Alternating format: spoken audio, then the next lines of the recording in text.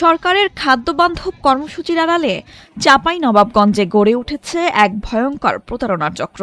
ভুয়া কার্ড তৈরি করে নিম্নমানের চাল বিতরণের নামে হাজারো অসহায় মানুষের কাছ থেকে কোটি টাকা হাতিয়ে নেওয়ার অভিযোগ উঠেছে। টাকা নেওয়ার পরই চক্রটি লাপাত্তা হয়ে যাওয়ার আশঙ্কায় দিন কাটছে ভুক্তভোগীদের।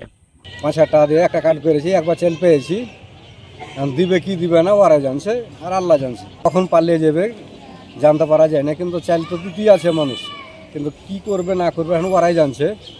এভাবে তো টাকা লিছে, ৫,০০০ করে টাকা লিছে। মুক্তিযুদ্ধের বাংলাদেশ, ক্ষুধা হবে নিরুদ্দেশ আকর্ষণীয় এই স্লোগান ব্যবহার করেই ফাঁদ পেতে সাধারণ মানুষকে প্রতারিত করা হয়েছে। নকল কার্ডগুলো এতটাই নিখুঁত যে আসল নকল পার্থক্য করতেও হিমশিম খাচ্ছে প্রশাসন। অভিযোগের ভিত্তিতে শিবগঞ্জ উপজেলার ধাইনগরের জাবরির কাজীপাড়া এলাকায় অভিযান চালায় প্রশাসন। নির্বাহী ম্যাজিস্ট্রেটের নেতৃত্বে পরিচালিত এই অভিযানে স্থানীয়দের ক্ষোভের মুখে পড়তেও হয় সংশ্লিষ্টদের। ৫০০ টাকা দিয়ে চাল নিয়ে আসি, প্রতি মাসে ৫০০ টাকা দিয়ে চাল নিয়ে আসি। আমরা গরিব শ্রেণীর মানুষ, ভালো মন্দ কোনটা বুঝছি? আমরা কি মনে করছি ১ মাস খাওয়া হবে। 1 মাস দিচ্ছে, এই মাসে দিল, সামনে মাসে যদি না দেয় তাহলে কোথায় যাব? ওই যদি চলে যায় তাহলে তো আমরা কাউকে খুঁজে পাবো না। অভিযোগ রয়েছে মেসার্স মাসকুরা ট্রেডার্স নামে এক ট্রেড লাইসেন্স নিয়ে বসতঘরেই নিম্নমানের চাল মজুত করে এই প্রতারণা চালাতেন জেসমিন বেগম। বিষয়টি প্রকাশ্যে আসার পরই ইউনিয়ন পরিষদ তার লাইসেন্স বাতিল করে। ভুক্তভোগীদের অভিযোগ ৪ থেকে ৫,০০০ টাকা দিয়ে কার্ড নেওয়ার পরই সামনে আসে প্রতারণার আসল চিত্র। এখন টাকা হারিয়ে দিশেহারা তারা, অনিশ্চয়তায় ভবিষ্যৎ। এদিকে মূল অভিযুক্ত জেসমিন বেগম ক্যামেরার সামনে কথা বলতে অস্বীকৃতি জানালেও অপর এক অভিযুক্ত দাবি করেছেন এটি কোনো সরকারি কর্মসূচি নয়, বাণিজ্যিকভাবে ১৫ টাকা কেজি দরে চাল বিক্রি করা হচ্ছিল। ১৫ টাকা কেজি, কম দামে একটু, সেটা আমরা ৪,০০০ টাকা নিই। ৪,০০০ টাকার মধ্যে এটা আমরা ১৫ টাকা মানে ধরে ১৫ টাকা না, আমরা ৫০০ টাকা ধরে নিয়েছি। ৩০ কেজি চাউল ৫০০ টাকা দাম।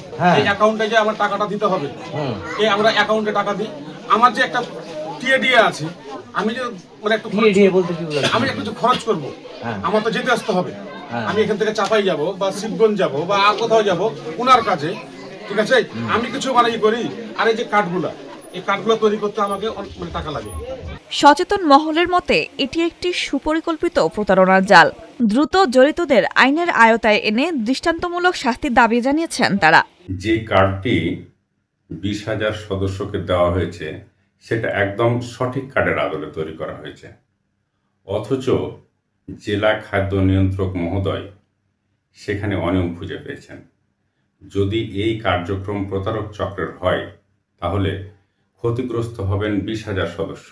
সঠিক তদন্ত সাপেক্ষে চক্রের সকল সদস্যকে আইনের আওতায় এনে দৃষ্টান্তমূলক শাস্তি প্রদান করলে জনগণের আইনের প্রতি ও প্রশাসনের প্রতি আস্থা বাড়বে। প্রতারণার বিষয়টি নিশ্চিত হওয়ায় সংশ্লিষ্ট ট্রেড লাইসেন্সের ইতিমধ্যে বাতিল করেছে ইউনিয়ন পরিষদ। জড়িতদের বিরুদ্ধে কঠোর ব্যবস্থা নেওয়ার দাবি জানিয়েছেন স্থানীয় জনপ্রতিনিধিরা। যেটা আমরা মানে সরকারিভাবে খাদ্য মন্ত্রণালয়ের অধিদপ্তর থেকে যে মানে ১৩৩ জন মানে ভাতাভোগীকে প্রতি মাসে একবার কার্ডধারীকে ২৪ মাস মানে চাউল বিতরণ করা হয়, যারা প্রতি মাসে ২৪ মাস ধরে মানে চাউলটা পায় আর কি। এই সিস্টেমে ওরাও মানে একবার মানে ওই কার্ডটা ব্যবহার করেছিল, যার কারণে আমি এটার ব্যাপারে ব্যবস্থা নিয়েছিলাম, তখন এটা বন্ধ করে দিয়েছিল আর কি। জেলা প্রশাসন জানিয়েছে তদন্তে অভিযোগের সত্যতা পাওয়া গেলে জড়িতদের বিরুদ্ধে নেওয়া হবে কঠোর আইনগত ব্যবস্থা। আমরা তদন্ত করে দেখব। আমি ডিসি ফুড আছেন, যেহেতু তার দপ্তরের সাথে সম্পর্কিত, এই বিষয়টি নিয়ে তার সঙ্গে কথা বলবো, যোগাযোগ করব, এবং এটা যদি সত্যতা থেকে থাকে আমরা আইনানুগ ব্যবস্থা গ্রহণ করব। গরিব দুস্থ মানুষের আশার প্রতীক যখন প্রতারণার হাতিয়ারে পরিণত হয়, তখন দ্রুত ব্যবস্থা না নিলে সবচেয়ে বড় ক্ষতির শিকার হয় সমাজের সবচেয়ে দুর্বল মানুষগুলোই।